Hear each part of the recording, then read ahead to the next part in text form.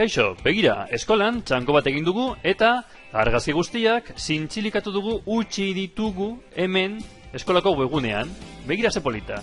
Nik ezer egin gabe, argazkiak pasatu gabe, banan-banan, argazkiak pasatzen dira eta hor daude webgunean. Bale, egia da, ez da benetazko txango bat. Baina nola egiten da hau? Oso erraza. Behar ditugu argazkiak eta Googleeko aurkezpenak. Beraz, Driven sortu aurkezpen bat. Testua ez dugu behar. Ezabatu hau, eta zenbat argazki ditugu. 6 argazki, sortu 6 gardenkiak.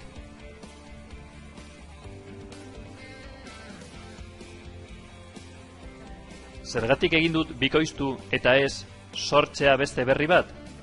Beste berri bat sortzean testua agertzen delako. Eta guk ez genuen nahi. Orain, egin behar duguna, da diapositiba bakoitzean argazki bat jarri. Nola egiten da hori? Txertatu irudia, kargatu irudi hori, edo ordenagailutik, edo Drivetik, edo Googletik, hautatu irudia, eta igo. Zentratu erdian, eta egin gauza bera, bigarren, hirugarren, laugarren, bosgarren eta seigarren gardenkian.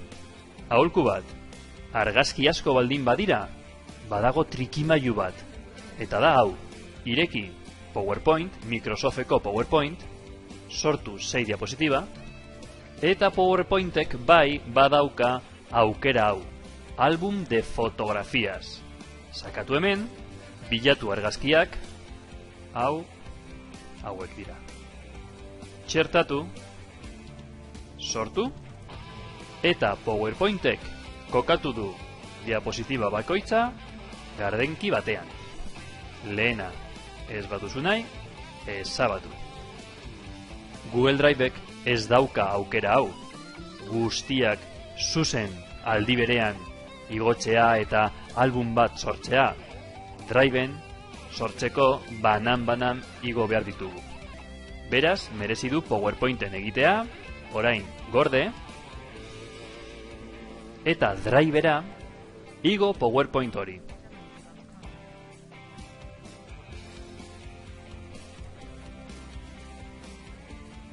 Orain pasatu PowerPoint formatutik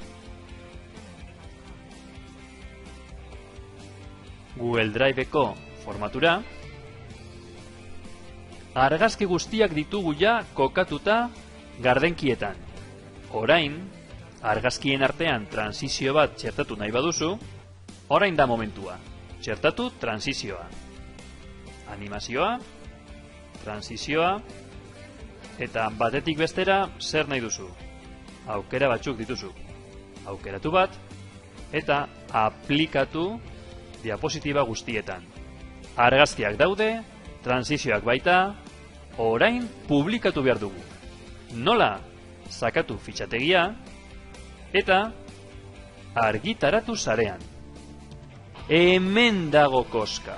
Automatikoki ikusteko, hemen dago iraupena, segunduro pasatzeko diapositibak, edo 2 segunduz behin, 3 segunduz behin. Play botoia sakatu gabe zuek nahi duzu argazkiak mugitzea? Bai? Ala ez. Eta azken argazkia ikustean berriro hastea nahi duzu? Bai? Ala ez. Hau, behin eginda, lortu behar dugu esteka. Horretarako, argitaratu. Ziur zaude? Bai, ziur nago. Hemen dago esteka. Erabil dezakezu edo esteka, edo adibidez webgune batean, adibidean bezala, txertatzeko, kapsulatzeko kodea. Hau da kapsulatzeko kodea. Kasu honetan erabiliko dugu esteka. Hartzen dugu esteka hau, eta erabiltzen badugu esteka hori, begira nola geratu zaigun gure pase de fotos. Ezer egin gabe, hemen azpian play sakatu gabe, argazkiak mugitzen eta pasatzen dira. Modu polit bat, pase de fotos bat egiteko. Eskerrik asko, agur!